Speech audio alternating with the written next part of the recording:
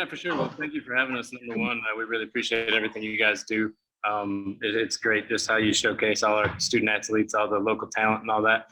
Yeah, a year ago, we're sitting here under this banner. It says undefeated regular season, and that's great. But at the end of the day, we've been preaching getting 1% better. We want to make a run in the playoffs. That's our goal. So we're trying to build on the successes we had last year. I think our team is built a little different this year. Our school just keeps growing.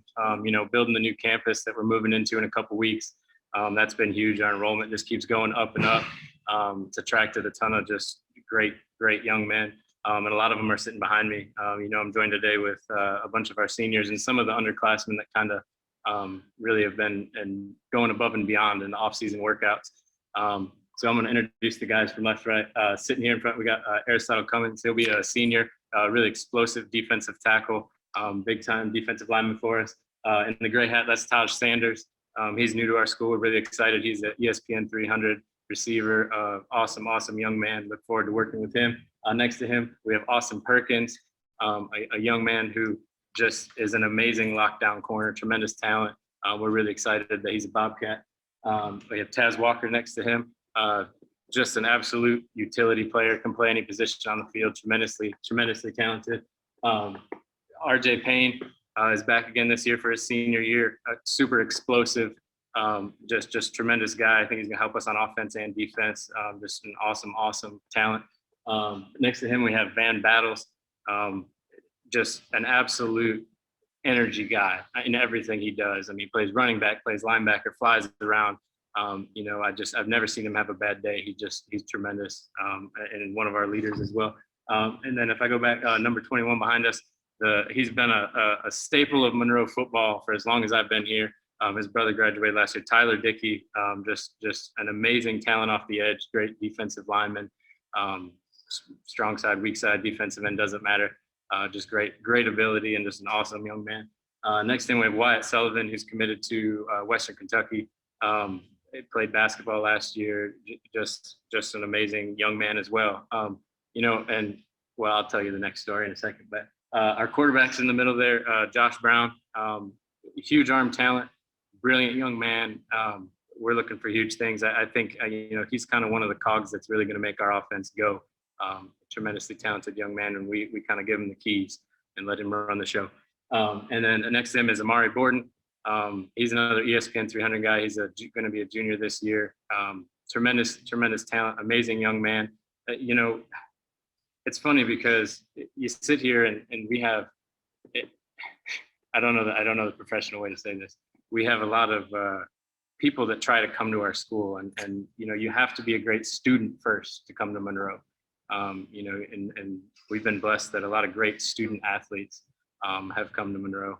And we're looking to build on what we've done the past couple of years and trying to build a program. And I think this year we're going to see us push through. Okay, Coach. Yeah, there's a lot going on over there. I see the school itself is growing, but definitely the program after such a great season, historical season that you all had. Just really looking at some of the ways that even through COVID, just the way the program grew. What are some of the things that you, if anything, what are some of the things that you are trying to? I guess when you have new guys in, it can be tough to get everybody on the same page. And how has your time been spent making sure that guys gel, kind of making sure that they bond? That's been kind of a common theme when we talk to some of the other teams today over media days. Just all the time spent together. How are your guys overcoming that hurdle in order to get to know each other and become a cohesive unit going into the season? Well, I can tell you it's really easy with guys like this. Like I said, these everybody behind me and everybody on our team, everyone in our school is a great person first. And when you put a bunch of great people in a room together, or in our case, you put them in the weight room or you put them on the football field when it's 100 degrees out and we're running gassers, you kind of become one really quick. Our big thing is, it's always team first. We've had guys that have shown up, with a lot of stars next to their names. But at the end of the day, I mean, everybody's out here to compete. And when you've got a really talented group of young men, that competition makes you rise up, and not just in football. I mean, that camaraderie. I mean, when you see a guy that maybe doesn't have as many stars next to his name, but he's competing with a guy that does, that elevates that level of play as well. Honestly, I wish I could give you some secret formula that we've had to come together and gel as a team. These guys since day one have just hit it together. I mean, guys have stepped up, been vocal leaders in the locker room. Guys have been leaders during workouts. Guys have been leaders during 7-on-7. And I think that's a testament to the kids way more than me or anything else that, we've done. I think we've got a great group of guys, and we preach team and get 1% better every day. And that's what these guys do. Hey, Coach. Allison Posey from WTXL. The addition of Taj, I mean, he's obviously a huge playmaker. When did that happen? I mean, I'm assuming pretty recently, but just the addition of him, what will it do for this team? Well, let me ask Taj. Taj, when did you come down? It was early in the summer, wasn't it? Yeah, I think it was it June? June. It was June? No, June. It was sometime in June. I don't remember exactly, but yeah, no, we're really excited that he's here. Once he got here and enrolled, and I remember looking at some of his film, and I was like, okay, yeah, no, that's tremendous. What's amazing too is a guy like Taj. I mean, Amari Borden is a tremendous receiver. R.J. Payne's a tremendous receiver. I think that's really going to shine through our offense this year. We've got so many guys that are just absolute dangerous. They're just dangerous guys in space. And we saw that in 7-on-7. And these guys have really worked together to pick each other up. If we go out and play a 7-on-7 and Taj doesn't have a great day, which I think you had pretty much great days all summer, so I can't really say that. But, these guys just pick each other up. And that goes back to the last question about everybody gelling and working together. It's been an absolute joy coaching these guys this summer. I'm really excited to see what they do this fall. Just as a follow-up, and I'm going to ask Taj this, and Taj, you can answer if you want, but obviously there's been a lot going on with you over the last year, just everything at Valdosta. What was the decision to come to Munroe, and why did you pick Munroe? He said it was a decision him and his parents made. A decision him and his parents made. Awesome. Thank you so much. I'm sorry. Oh, you're fine. How's it going, guys? Andrew Jupe from VSN Tallahassee. Coach, obviously losing a couple big playmakers, Bam and Xavier, really fun brand of football last year. How schematically are you guys going to look offensive and defensively? Because even going through, as you introduced your players, you talked about a lot of guys on the perimeter. Are you guys going to let it fly a little more this season, or what can we expect? Well, there's a short answer. I'm gonna let Josh Brown talk about this one. What are we gonna do on offense this year, Josh? This year, we're trying to air it out.